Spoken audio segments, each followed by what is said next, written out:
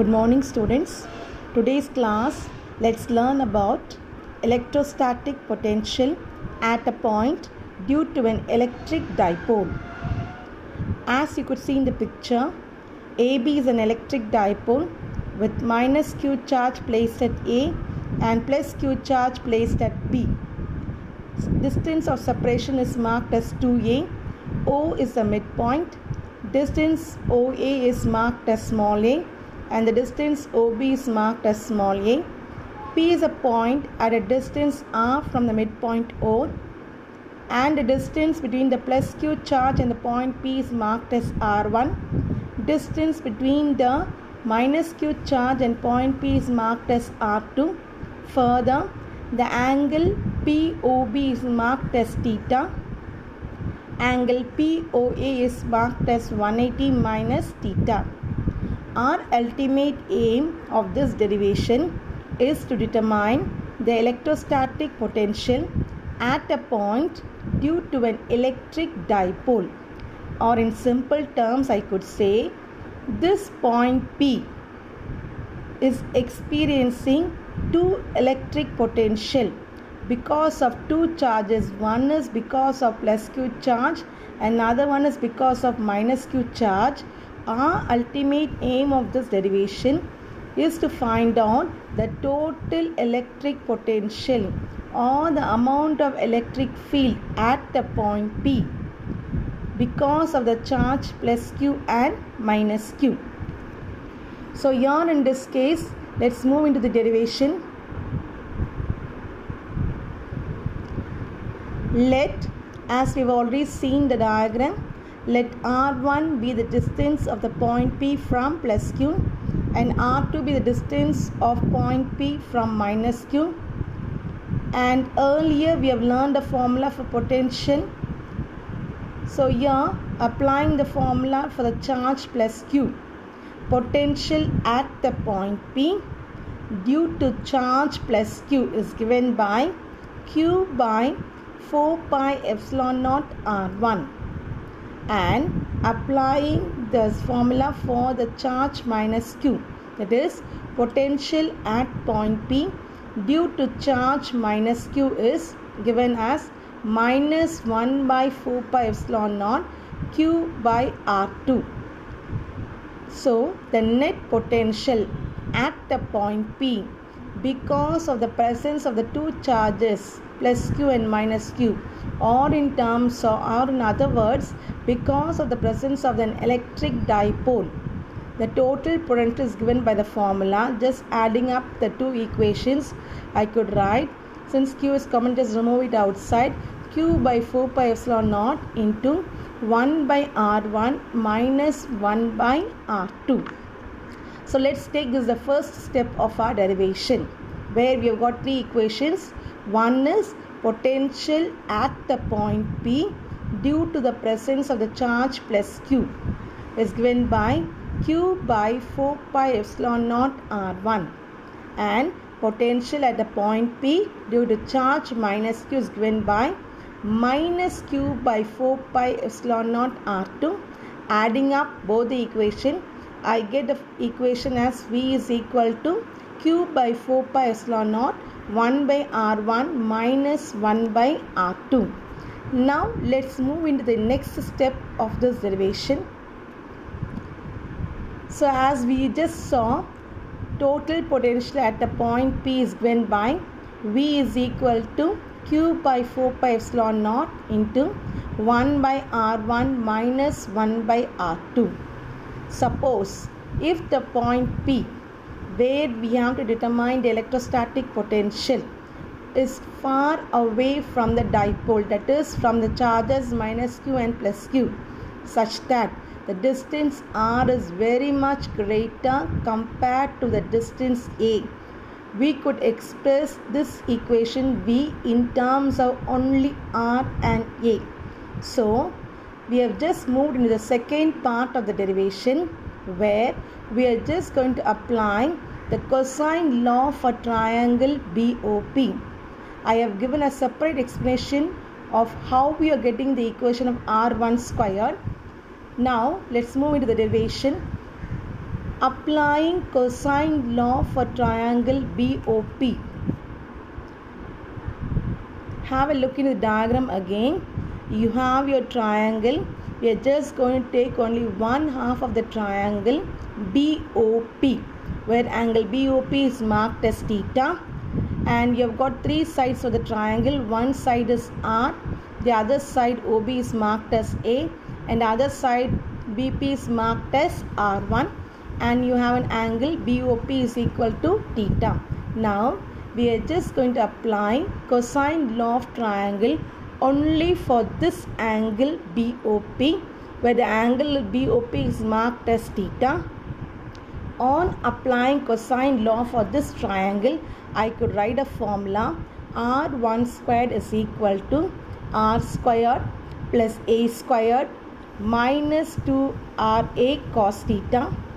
And here in this formula, just remove R squared. So you have got three terms in the formula of R1 squared. On removing R squared, first term what happened becomes 1, because R squared just moves out. Second term, you have got only A squared, where there is no R squared in the second term. So in order to remove R squared, you need to multiply and divide it by R squared. So multiplied R squared moves out, only the divided R squared stays there in the equation. Similarly, in the third part of the equation, you have got 2RA cos theta, but we need to remove R squared from the equation. So I need to multiply and divide it with R. So on multiplying and divided by R, numerator of the third term becomes R squared, which moves out of the equation. The denominator is left out with R. So I could rewrite my equation R1 squared as R squared into 1 plus A squared by R squared minus 2A by R cos theta. Since the point P, that is the point where we are going to determine the electrostatic potential, is very far from the dipole. So everyone knows what is a dipole. Two equal and opposite charges separated by a small distance constitute an dipole. In this case, if the distance R is very much greater compared to A, what happens is the term A squared by R squared will be very small, and this term could be neglected from the equation of R1 squared. So my formula becomes R1 squared is equal to R squared into 1 minus 2A into cos theta by R. Next step, we are just going to take the square root of this equation. So you get R1 squared becomes R1, R squared becomes R. The next term, 1 minus 2A cos theta by R. On taking square root, we could rewrite that part as 1 minus 2A by R cos theta to the power half. Next step, what we need to get is 1 by R1. What we have got is just R1. So the next step is to find the inverse of this last equation. So on taking the inverse, what happens? You get 1 by R1, which is equal to 1 by R, and the next term 1 minus 2A by R cos theta to the power half. On taking inverse, the power half becomes minus half. Here, since A by R is very small, we can make use of the binomial theorem and retain the terms only up to the first order. Already you are aware of this binomial expansion. Have a look in the first equation. 1 minus 2A by R cos theta to the power minus half. This is in the form of 1 minus x to the whole power minus n. I repeat, this equation is in the form of 1 minus x to the whole power minus n. Already we have learnt 1 minus x to the whole power minus n becomes 1 plus n into x. That is, you need to multiply half to the 2A by R cos theta term. minus and minus becomes plus. So on multiplying half to the 2a by r cos theta, 2 and 2 of your numerator and denominator gets cancelled, and you're left out with the equation 1 by r1 is equal to 1 plus a by r cos theta. Next step, we are just going to find out one more equation, that is equation for 1 by r2. So now what we are going to do is, as we applied cosine law for triangles BOP in the second part of a derivation, we are going to apply cosine law for triangles for the other half of the triangle, that is triangle AOP, where angle AOP is marked as 180 minus theta. So the third, we are just going to move into the third part of the derivation, where we are going to apply the cosine law for triangle AOP. On applying this law or the cosine formula to this triangle, I could write an equation r2 square is equal to r squared plus a squared minus 2ra cos 180 minus theta.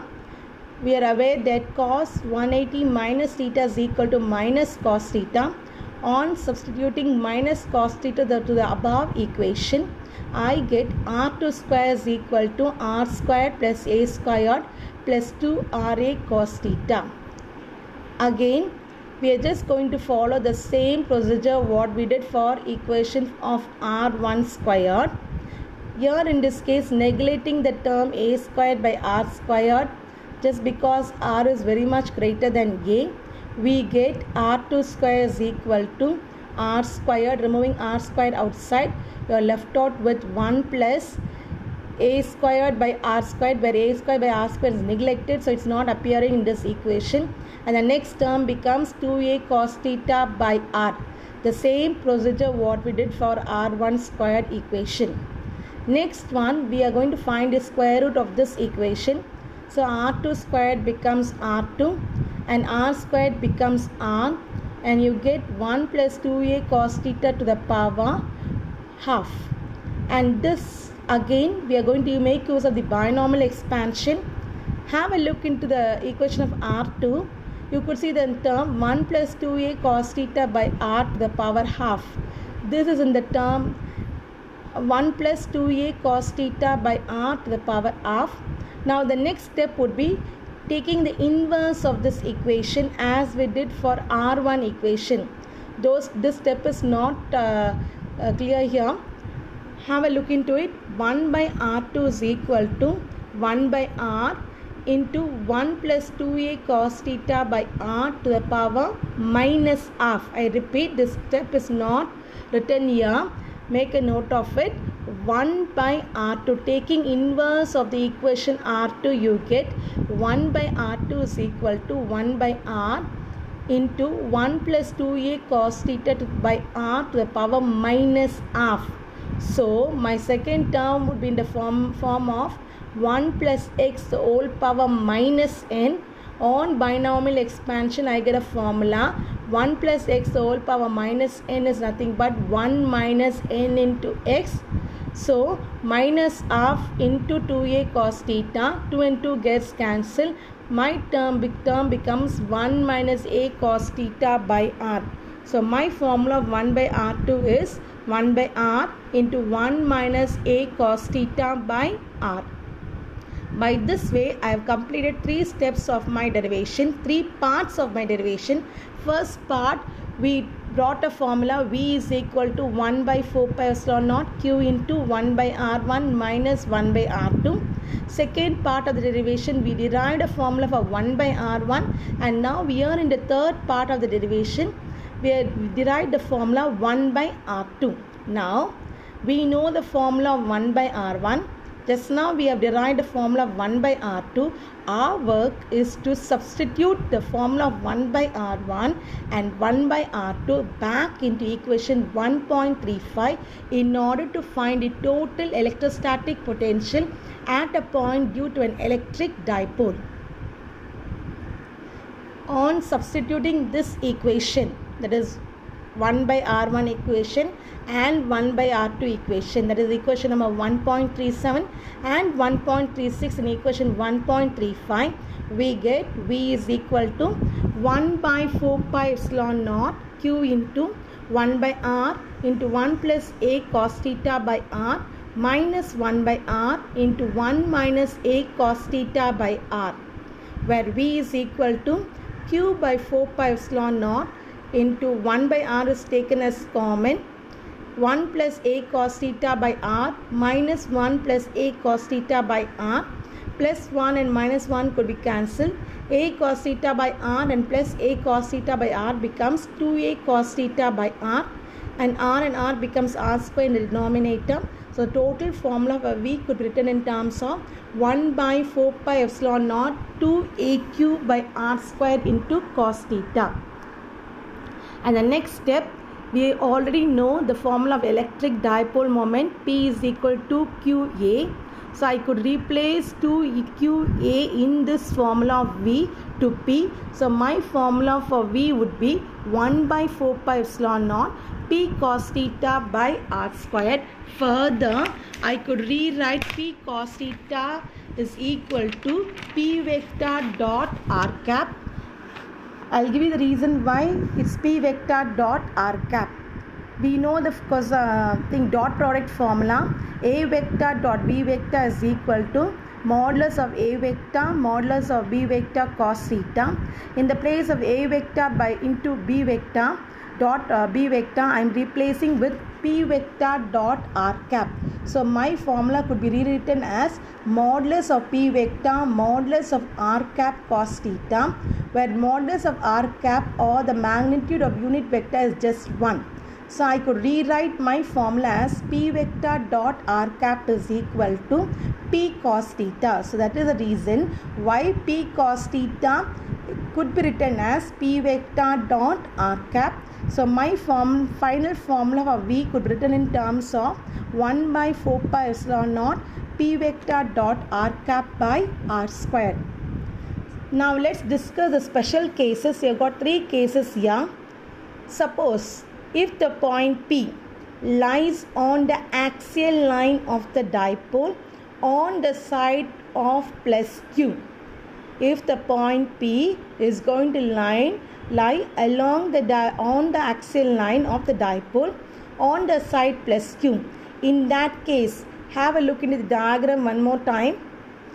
If the point P is going to lie on the dipole, on the axial line of the dipole in the side of plus Q, just have a look into the angle theta. If the point P is going to lie on the line AB, what happens? Your theta becomes 0. Second case, if the point P is going to lie on the dipole line, that is your line AB, on the side of minus Q, what happens is if P is going to fall on the side of A or on the side of minus Q, your theta becomes 180 degrees. If the point P is going to lie in a straight line, in that case, theta will be equal to 90 degrees. That is, if the point P lies on the equatorial line of the dipole, then theta would become 90 degrees. Now let's come into the cases, case 1, case 2 and case 3. As I said, if the point P lies on the axial line of the dipole on the side of plus Q, then theta would become 0. On substituting theta is equal to 0 in the formula, V is equal to P cos theta by 4 pi epsilon naught R square, what we just derived. We know cos 0 is 1. So my formula for electrostatic potential would become V is equal to P by 4 pi epsilon naught R squared. Second case, if the point P is going to lie on the axial line of the dipole on the side of minus Q, then theta would increase and the value of theta would be 180 degrees, and substituting cos 180 is minus 1. So my formula for V would becomes minus P by 4 pi epsilon naught R squared. And the last case, if the point P lies on the equatorial line of the dipole, then the angle theta would be 90 degrees. cos 90 is 0. Hence, a formula for electrostatic potential at a point P would be 0, or V is equal to 0.